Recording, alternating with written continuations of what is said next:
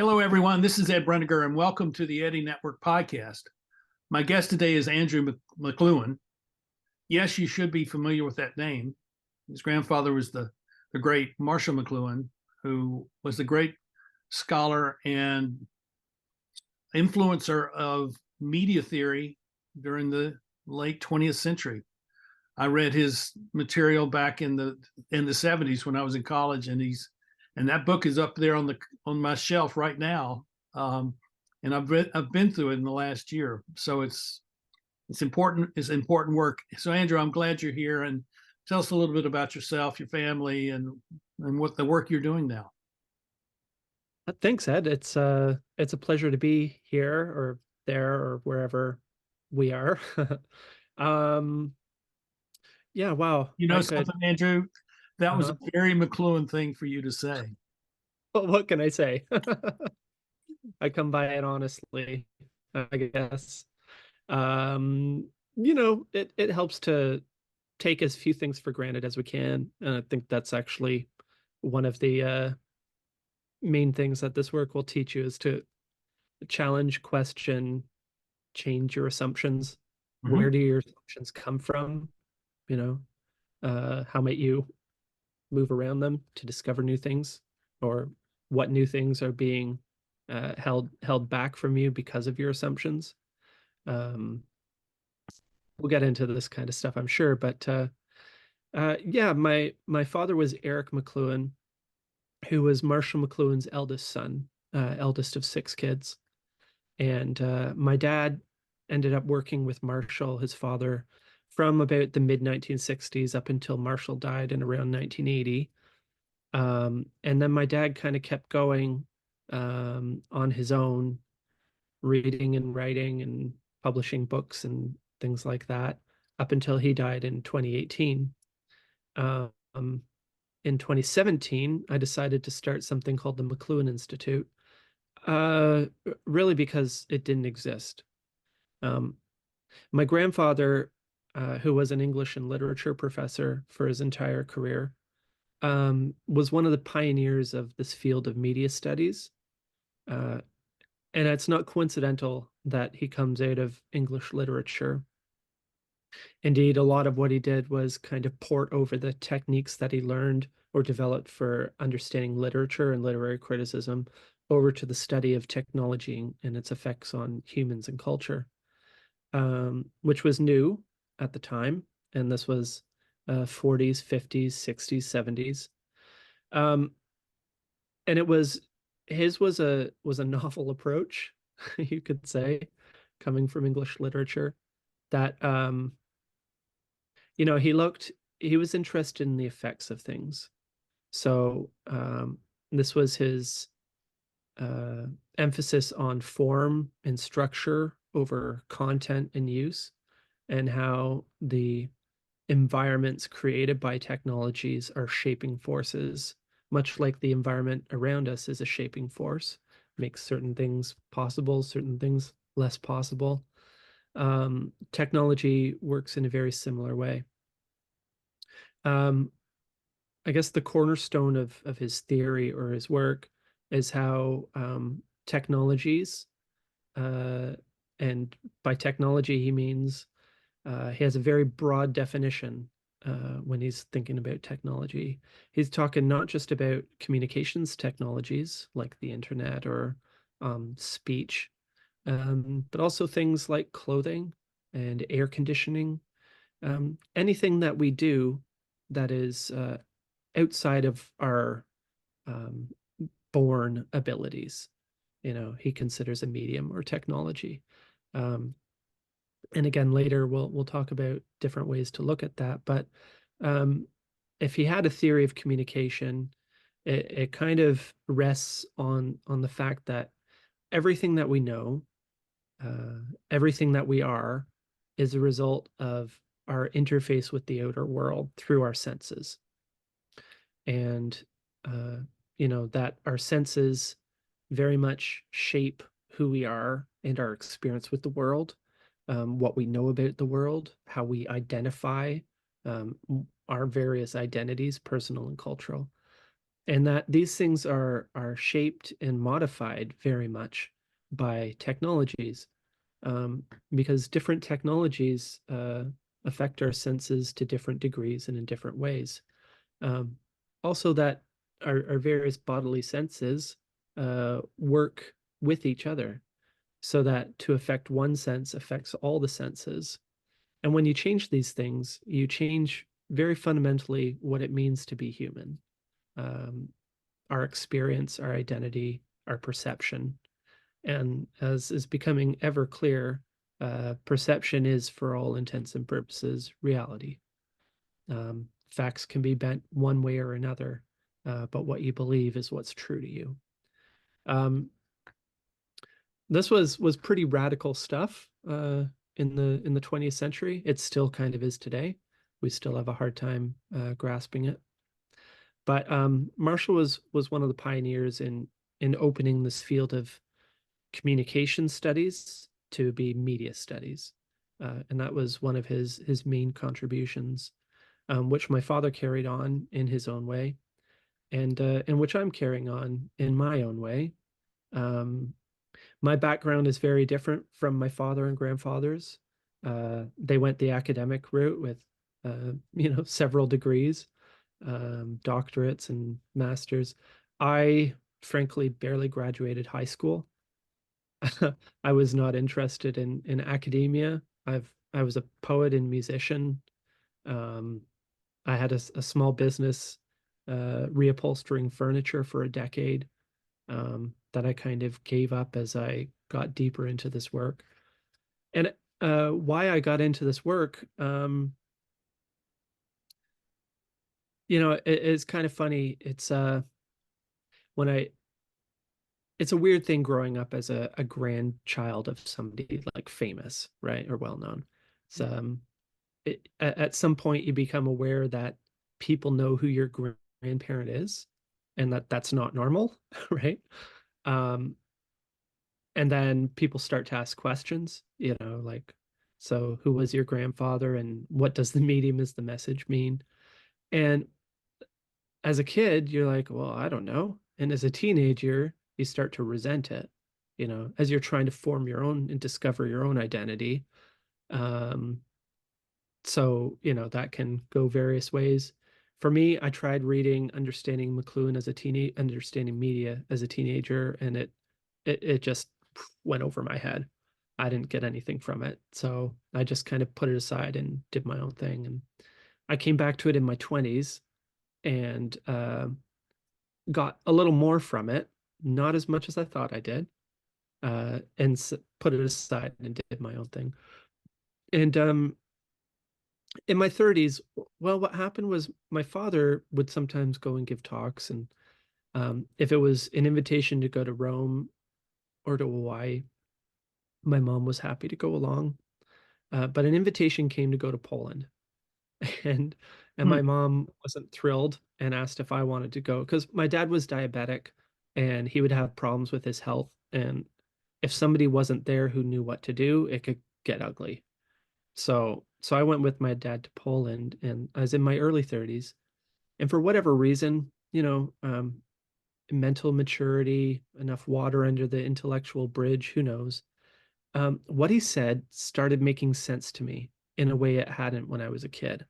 And it's a funny thing, and anybody who's passionate about a subject might relate to this, but when you get a little bit of understanding, when something clicks, that ruins you. It changes you. There's no going back from that. You're done. And for me, that it clicked, and I started getting, because when things are understandable, they're more interesting, right? If you can't understand something, there's only a very surface level of engagement. But once you can start going a little bit deeper, that's when things become more interesting and more. Um, and fast forward a few years, I realized that my dad had been in this building, which is a converted two-story barn in rural southern Ontario. My dad had been here working away basically independently on his own for years. And what would happen when he died? there was nothing in place to keep things going in the tradition that my grandfather started and my dad continued. There was nothing. I mean, there are universities and colleges that have a McLuhan course or something, and there's the institute, the center that my grandfather started at the University of Toronto, but those things decades later are so far from what he started. Here is where it's kind of stayed, I think, in my opinion anyway, in its purest form. And I felt that was something worth preserving. So I started the McLuhan Institute as a way to preserve this heritage and this school of thought, this way of approaching technology. And not only that, but to carry it forward, because I think we're in a time where we don't necessarily need museums. We need action. And the value to me in McLuhan's work is the methods and the tools that they developed to understand technology, period. Not just the technology of the past, but the technology that we're continuing to develop and which continues to shape us. We desperately need tools and methods for understanding that. If we're going to make any change in the way that we develop and release and work with technologies. So I set up the McLuhan Institute, and a year later, my father died, which was a bit of a shock. But it meant that I had to kind of lead this thing in my own way, which I really had to do anyway.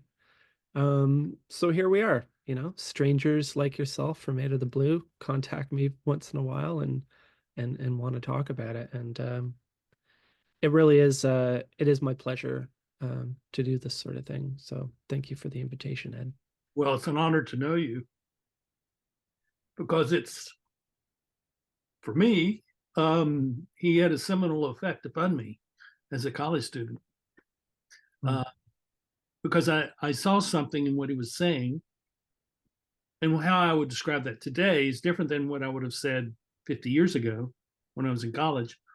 But it is that the technology it's a medium. The medium is the message, but it is a mediating force between us and the world and us and people, and how we understand that technology that stands between us. I mean, you and I are looking at each other on screens. We're not together in the same room.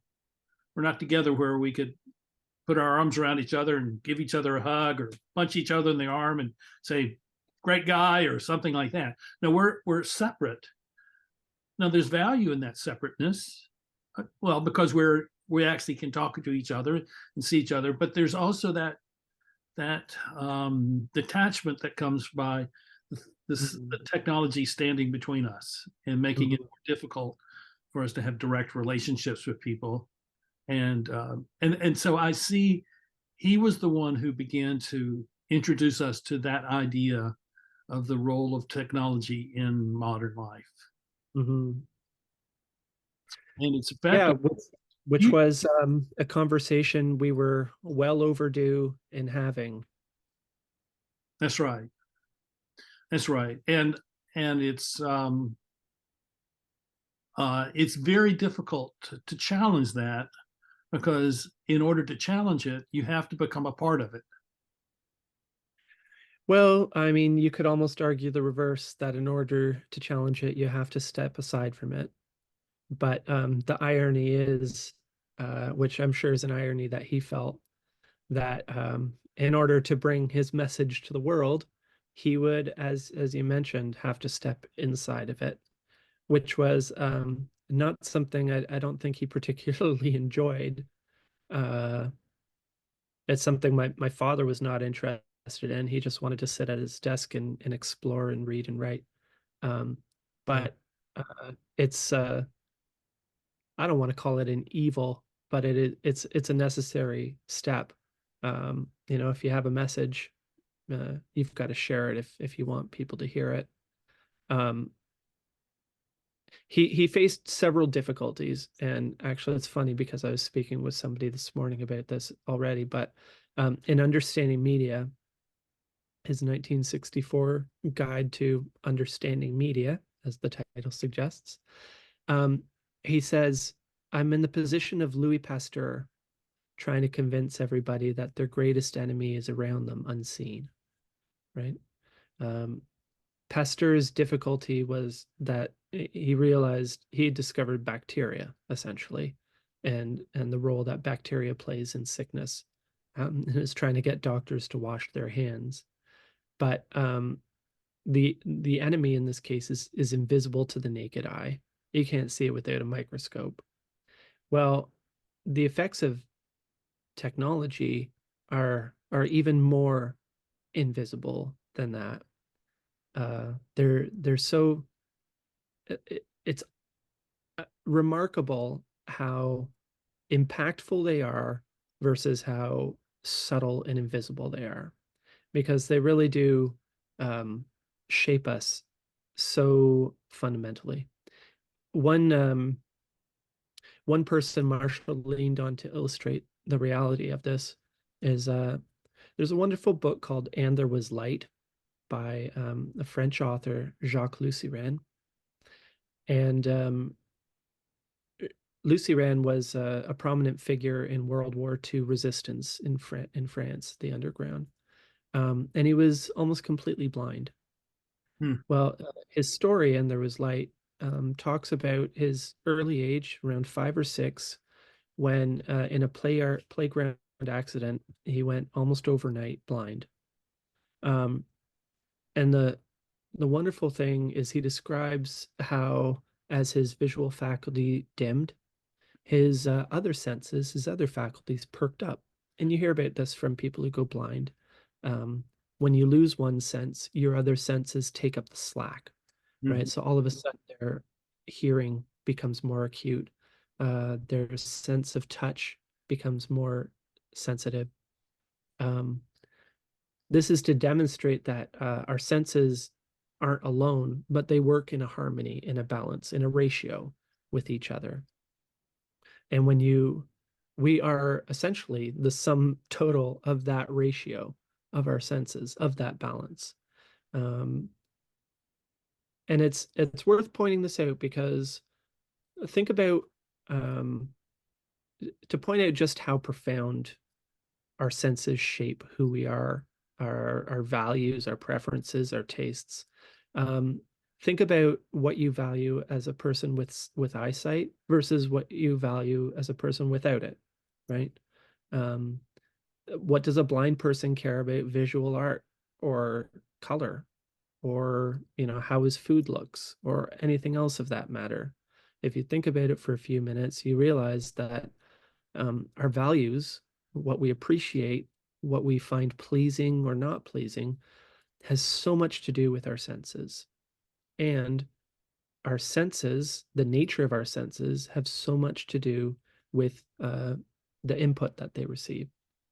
So that, you know, when you have technologies that really cater to and affect the eyesight and put the eyesight prominent, you have a very different person in society from when you don't have that, you know.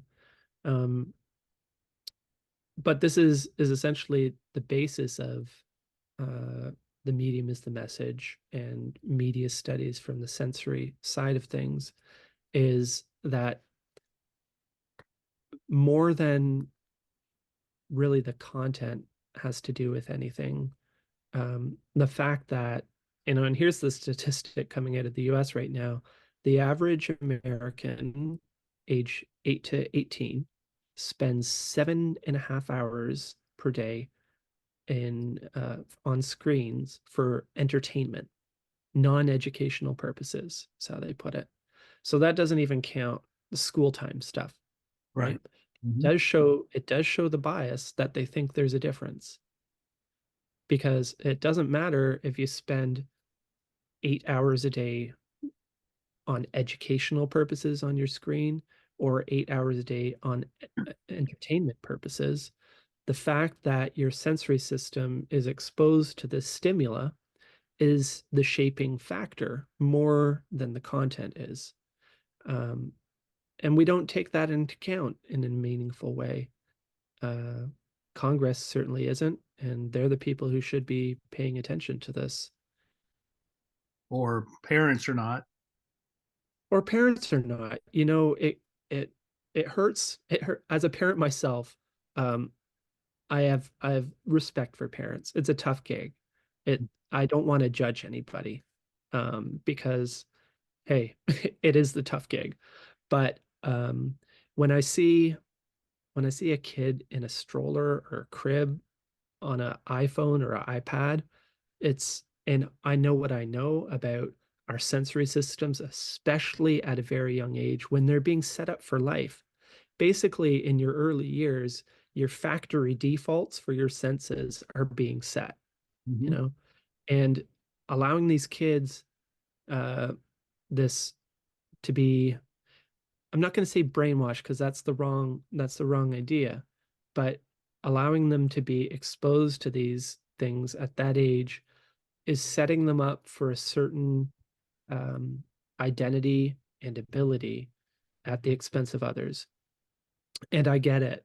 Um, Well, Part of the reason why literacy, why the book can't compete against the smartphone is because I can give a kid in a carriage this thing, and they're off and running and using it and amusing themselves within seconds, right?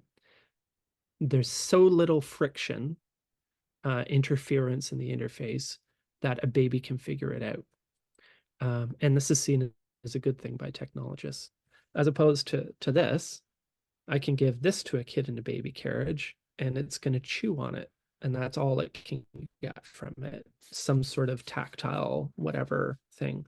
It takes years and years and years of training to be able to turn this and that into anything valuable or worthwhile. But it is that very training that sets up your cognitive and sensory faculties into a pattern, which is actually what we call literacy. It's certain habits of the mind that allow us certain things that are difficult to acquire any other way. yeah, I see that, and I understand that, and I see it in myself. Mhm. As someone who's obsessed with reading and obsessed with books, also find it's easy to spend 2 hours looking at Yeah. Instagram or YouTube videos, and there's some good stuff. There's a lot of good stuff there, but what is what it's not doing is engaging us with something physical, Yeah. in the sense that you walk out and you go, well, we had a storm, so I'm going to go pick up the twigs on the ground and I'm going to go put them in a pile, and maybe Mhm. we'll burn those later.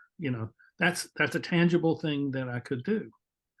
Um, I've been reading a Finnish architect who is also kind of a philosopher, and he writes about the intersection of architecture with the senses. And he wrote his name is Juhani Palasmaa. I probably brutalized the name. I apologize to him. Um, he's well up in his 80s now. I'd like to interview him, but he makes the point that the eye, the visual sense, is the least valuable. Yes, 100%. The most he says the skin is the sensory organ with the greatest value. Yeah. Well, in that the definition or richness of the information is comparatively lower and greater. Yeah. Uh, yeah, it's very interesting, and this goes into understanding media again, and what confuses people a lot of time in Marshall's distinction between hot and cool media, and the terms really have to do with the amount of definition of any given technology. So, and they're useful in comparison. So let's say a photograph, right? And when a photograph is very rich in information. Basically, everything is there.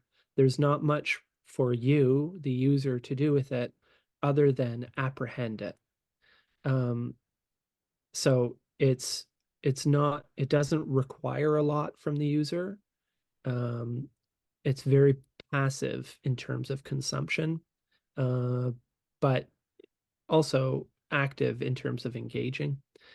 On the other hand, a comic or a drawing, but a comic in particular, is very low in definition or information. You, the viewer, actually do a lot of work in a comic in making sense of it, right? What happens in between the panels is really your engagement and your participation in filling in these blanks, filling in the dots. Um, so from that standpoint, the higher the level of information offered, the lower the level of engagement on the side of the user, and correspondingly, the lower the information, the higher engagement. Like the difference if we were to do this on the telephone, my mind would be spending a lot of time wondering or imagining what you look like and where you might be in your surroundings. Whereas here I have a very different experience, Mhm. and that allows for certain things and not for other things. But you know, I do a lot of work with understanding media, Marshall's book from 1964, and I've led I do a course called Understanding Media Intensive, and I take students through the book word for word, word by word. And every time Marshall quotes somebody, I look at the source and we look at the context. And it basically it's 36 3-hour classes to go through the book chapter by chapter. And by studying it that closely, I've realized a few things about it, and reading between the lines. And it's a I look at the book like a guidebook, like a field guide, like a bird identification guide type of thing. It is very much that. Um, but that is built on a narrative structure, which is the story of the change of a technological revolution between the alphabet and the mechanistic era and the electric era, which we're in now, and the transition of the one to the other.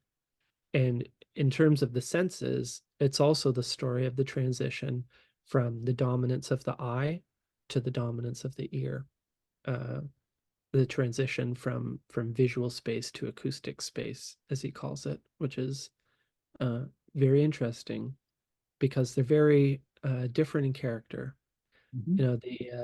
The essence of the alphabet was that it separates sound from sense. The letters by themselves don't mean anything at all. It removes that semantic from it. Just like the essence of machine technology is to take an automobile, for example, and break it down into its component parts and create an assembly line in order to understand it, to conquer it through fragmentation and put it back together at the end. Um, and that's the character of the eye, because the eye, um, the visual perspective, is a narrow field that takes in one thing at a time, and it's logical, 1, 2, 3, 4, A, B, C, D, progression, this to that, to that, to that, to that. Whereas the nature of the ear hears from all directions at once. It's simultaneous rather than the I in the alphabet, which is sequential, so one thing at a time versus everything at once. Resonance, harmony versus reason and logic. Uh, different, very different things, very different people in very different cultures.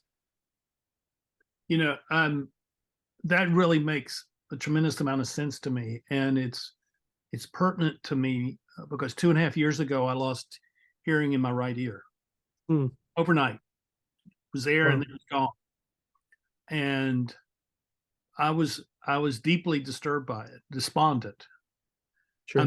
I'm not a despondent type of person, not depressive at all. I'm very positive and optimistic, but I became despondent that I might lose all my hearing. Yeah. And I thought, and this is before I started the podcast, I thought, what will my life be like if I can't have this interaction, which is really what my life is? And what will my life be like if I can never listen to Beethoven or Mahler or Bach or Thelonious Monk or Michael Jackson, or if I can't listen to that music anymore? What is, and it really was disturbing to me. Sure. And then my ENT says, I guarantee you'll have hearing the rest of your life. I said, well, thank you. But you see, we get confronted with in a sense, the mortality of our lives when we see that these sensory things are not permanent, or they're not always going to be with us. Hmm. And that For sure. and that you know it's a challenging sort of thing. And it's so I'm appreciative of what Marshall did, because he began to create a level of conversation, not necessarily, I mean, in a broad sense he did, but he also created a level of conversation within people who had read his book.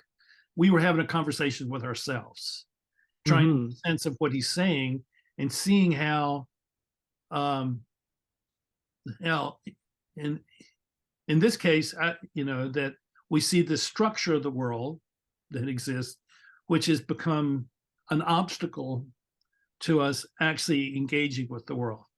Yeah. And Glad you pointed that out, because at the time and even today, people had a hard time with his writing because of the style. Mhm. And that was deliberate. And it wasn't just to be annoying or a jerk, but it was to remember what we were just talking about, information and involvement. Well, this is the difference between poetry and prose. Yeah, And poetry is so much more engaging because it doesn't spell everything out for you. There's a lot of room left for you. You create the meaning in a very real sense. You create the poem. The poem is just a prompt, really, to the effect. Um, Marshall, being an English teacher and expert in modernist poetry, knew this, and he employed it in his work. Understanding media was something he worked on for several years, rewriting, and it was actually a report he delivered in 1960 that he rewrote and rewrote and rewrote until he ended up with that product. And the reason was just that, was to involve you and to get you to think and you to create the meaning. And the number one tip I give to people reading McLuhan work in general, but understanding media in particular, is treat it like a book of poetry. You don't sit down and try to read a book of poems cover to cover. They need they need room to breathe, room to apprehend, to gain meaning and value from. And if you approach it in that manner, you'll get a lot more from it. The difficulty is that we we are not used to seeing books in that way, especially not books that are supposed to be like nonfiction or yeah, guidebooks. yeah. It's supposed to spell things out very plainly. But Marshall didn't do that. Well, his book, "The Medium is the Message," was one of those that was a poetry and art all in one. But even more so when he produced the audio version, which was, I think, changed to the medium is the massage. Well, the And book, they were both titled that, oh, is actually. that right? Okay. And I just love that. I just love that whole audio version of it, and maybe I'll slip a clip in here so that people can understand what we're talking about, because I think that's a beautiful example of his creativity and his brilliance in Yeah. being able to make a point. Yeah, and you can also find that online easily. The Medium is the Massage LP. And I have a couple copies of it here that I listen to on the record player from time to time. Yeah, it's Because, yeah, the medium is the message. You know, that was one of his major points really is that um, you know, all media are metaphors, right? Just like every word in every language is a metaphor. It's a means of understanding one situation through another, right? It, you know, the words that we use are, this actually blows my mind. You know, people talk about technology today and they get really excited about the Consumer Electronics Show and things like that. But to me, the word is humanity's most impressive technology, the spoken word. Like imagine this. Think about it in these terms. Imagine that I can have a notion in my head, in my mind, a picture, an idea, whatever, and I want to communicate it to you. I want to share it with you. So create, we create and I use these words, right, in a mental process, which I then push out of my body on air, right? That I encode into signals that I push out on air that then reach your ears, which then turn these impulses, these signals back into words, which then turn into ideas or pictures or whatever. Like that is amazing. That is amazing. To me, that is more impressive. I mean, and then we have the fact that I'm speaking to this microphone into this piece of glass and connecting to you on the other side and to whoever might be watching or listening across space and time.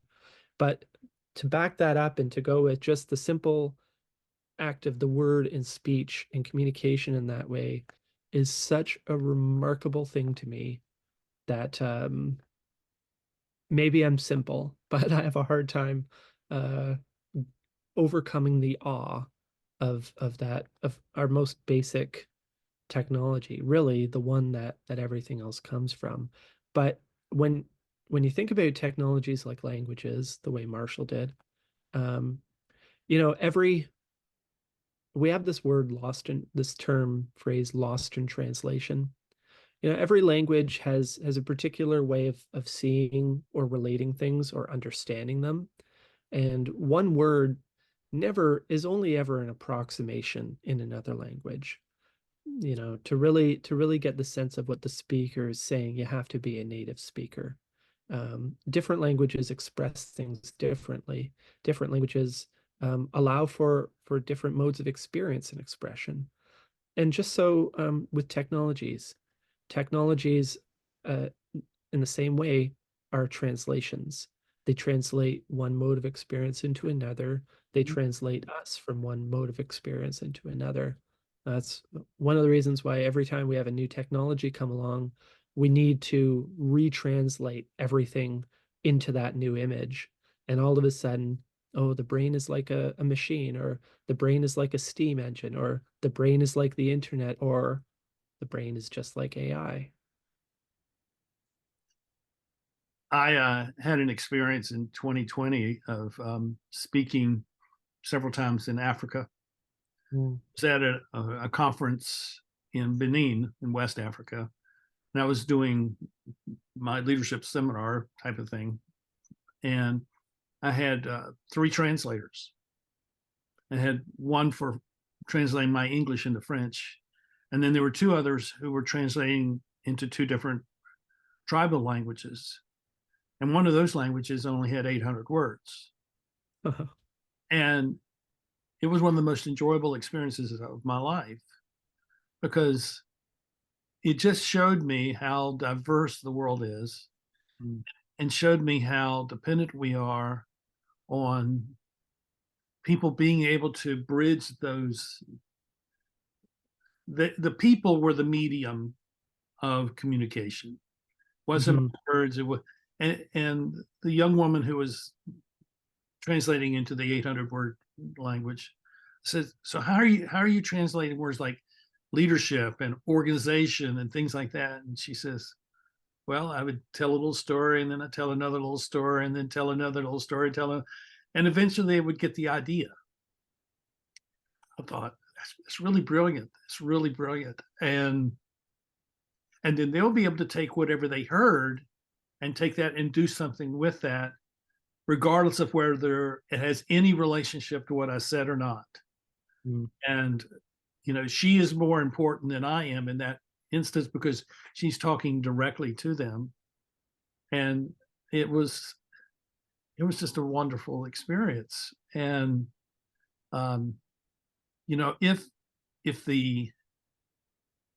if the other way of doing it, like say at the UN and there's a translator and they got their headsets on and it's simultaneously translated into their headsets, that's not quite the same thing because you're not seeing that person who's doing the translation, you're just hearing their voice, their disembodied voice. Yeah. And so it comes back to me, and I'd like to know what you think is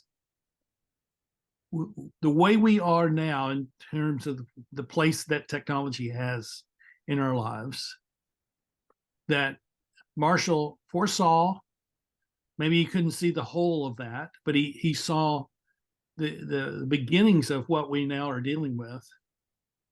So what is it that we should be doing as human beings to kind of preserve the very best parts of our humanity as we increasingly are confronted with a highly mechanized structure of the world?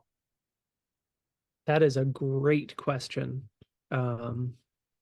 It's probably one of the most important questions of our time, frankly, because again, culture is lost in translation. A new technology is a new human, is a new culture, and they make certain things possible and certain things not so possible. We don't really have much of an answer for that. We have only the most crude of responses. One of those responses, and I think we don't have the responses because we don't have the understanding of just what that means, just how impactful technology is in shaping who we are, and how how a technology creates a culture, and when you replace that technology with another one, you replace the foundation of that culture. And as we know, structurally, when you remove the foundation, the building collapses. It's interesting to consider the United States, for example, which is a country founded on literacy, on print, and the speed of print, right? The whole system of democracy, representative democracy, is in place because of the technological realities at the time, right? The reason why you choose a representative to go to Washington is because you can't all hop on the horse and cart and go to Washington whenever you need to decide something, right? Which is what you would have to do. So you choose a person to do that for you.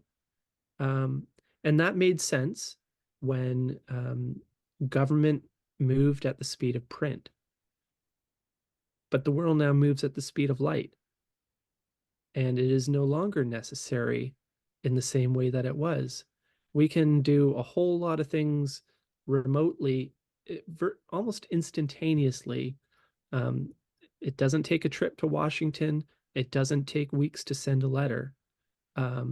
So we're left with a system that met the reality of the time, which no longer meets the reality of our time. And we wonder why there's dissonance between the two things. So that's one difficulty. It's also, it's also an opportunity, because, while innovation moves at the speed of light and regulation moves at the speed of paper, there's a role there for regulation and government and institutions to apply much needed speed bumps or brakes. Because the only way we really have found that's effective to deal with it is to simply opt out on a cultural level. So we have groups like Hutterites or Amish who uh, simply choose what technologies they're going to allow because they understand, intuitively, if not uh, intellectually, that if they allow these new technologies into their societies are not going to maintain. The structure cannot hold, right? So that's one way to do it. And it's interesting. There was a group, I think in Canada, I heard a podcast about it or a radio program.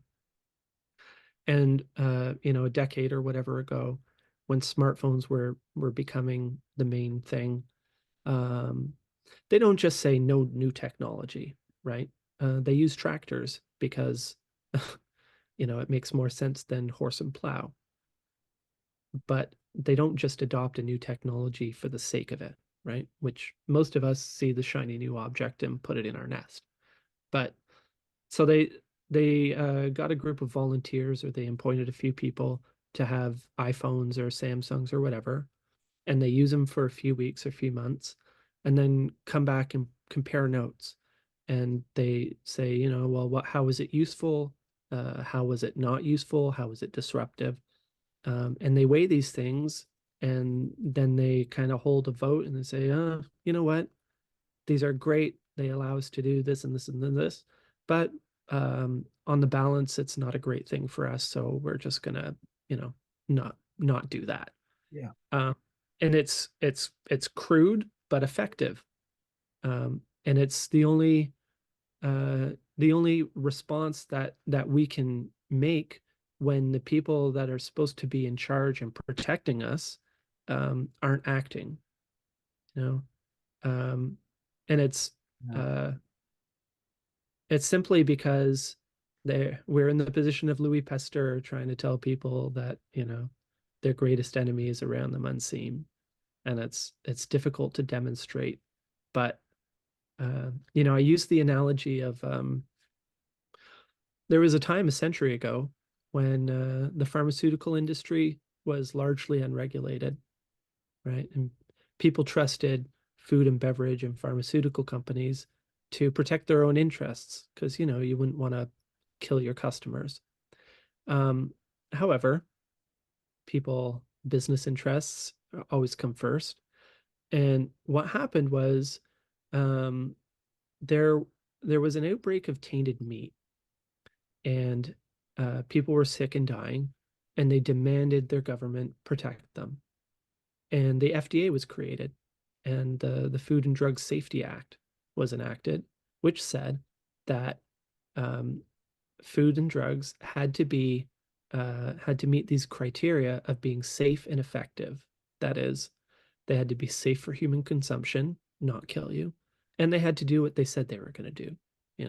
No snake oil, right? No, none of that kind of stuff. The difficulty on porting that over to technology is that the effects are on a sensory level, and they're so much more simple than I ate this, I got sick, help me, right? It's environmental rather than instrumental. But I've hope because we did it. We did it once with the FDA. We demanded change, and you can imagine that Pfizer or any of those other companies were not thrilled at the prospect of having to go through the expense and the time of trials, animal trials, human trials, all this testing before they bring their drugs to market. But we collectively decided that it was in the public benefit to make sure that we get it right before we get these things out, because we would be crazy to release these things into society without knowing what it was going to do. But this is what we do with technology.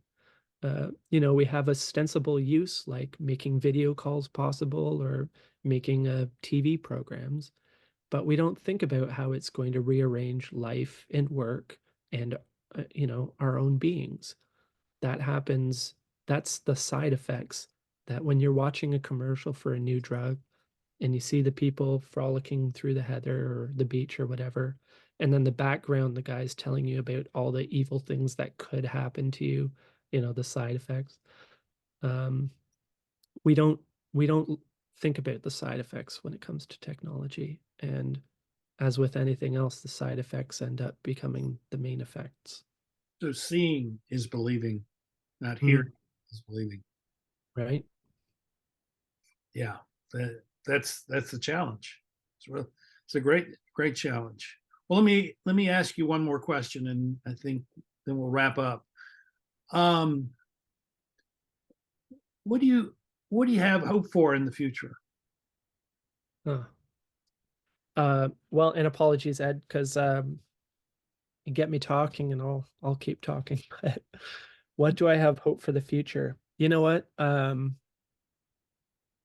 I have hope for a microscope, essentially. Uh, what the microscope did was it allowed everybody to see the bacteria, right? To Uh-huh. see the culprit, to measure the effect, you know. And this is one thing that Marshall was calling for back in the 60s, was, what do you say, ways of measuring the senses and their thresholds. Um, if we understand the media's impact, we understand, at least conceptually, anecdotally, through people like Lucy Wren and what happens when you lose your sight, how you're changed as a person. If we had a way of demonstrating that scientifically, that would be evidence very difficult to ignore. Um, we try very, very, very hard to ignore these effects of technologies, and for very good reason. Um, the implications, if you understand, then you have to do something about it. And it's doing something about it is a very tall order. Um, and they're, again, what company like Apple or whatever else is going to want?